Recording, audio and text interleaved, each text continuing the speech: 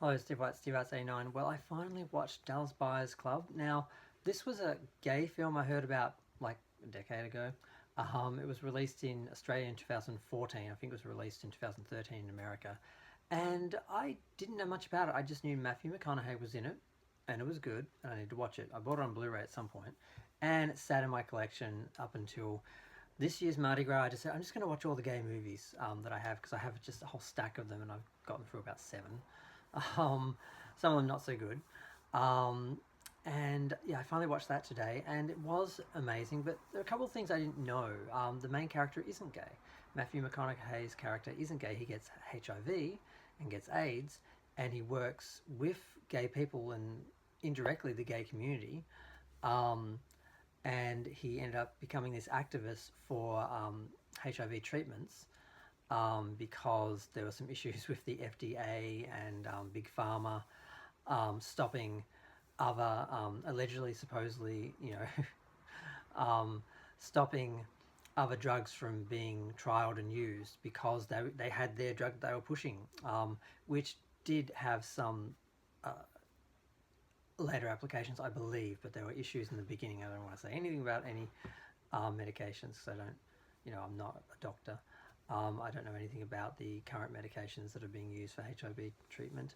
I don't have HIV. I hadn't had to deal with it. Managed to avoid that.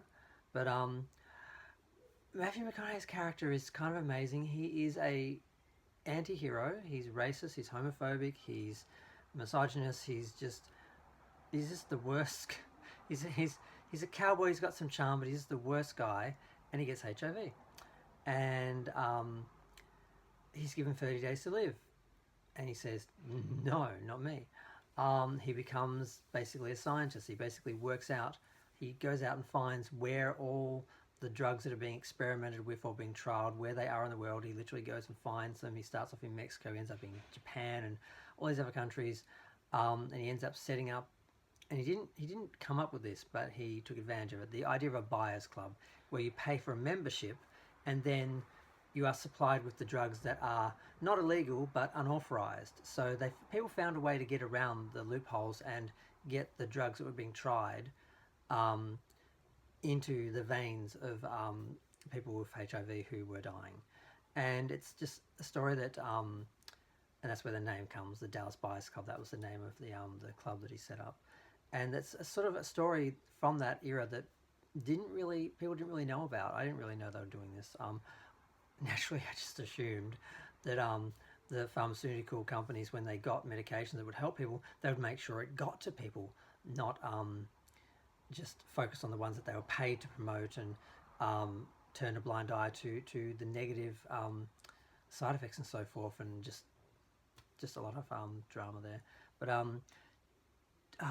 Jennifer, oh my god, I'm forgetting her name. Electra.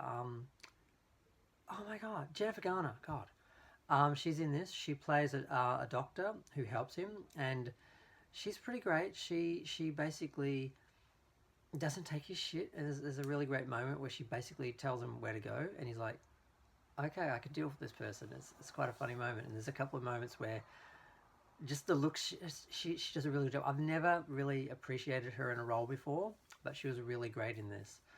And of course, Jared Leto playing, oh God, what's her name? Rayon, who is sadly a drug addicted. Is she trans? Is she a she? I actually am not sure now.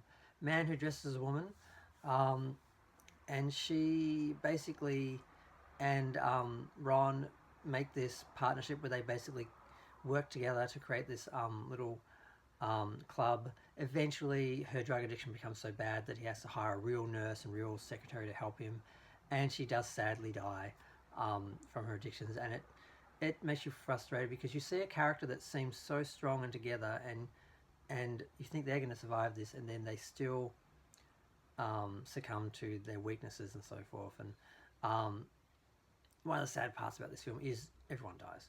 Of course, Roy, is his name Ray or Roy? God, that's so bad.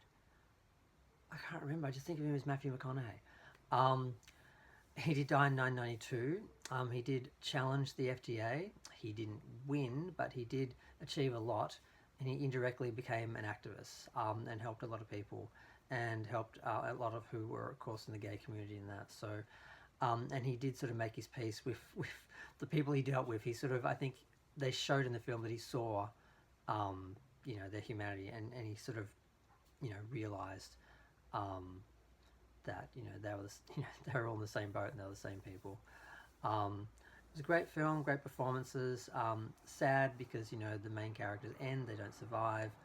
Um, but the story certainly needed to be told, and I'm glad it got the reception that it did, the Oscar attention, everything that it did, and not technically a gay film, but still great. So I'm going to go. Feel free to share, like, comment, subscribe. Let me know what you think of the Dallas Buyers Club if you saw it.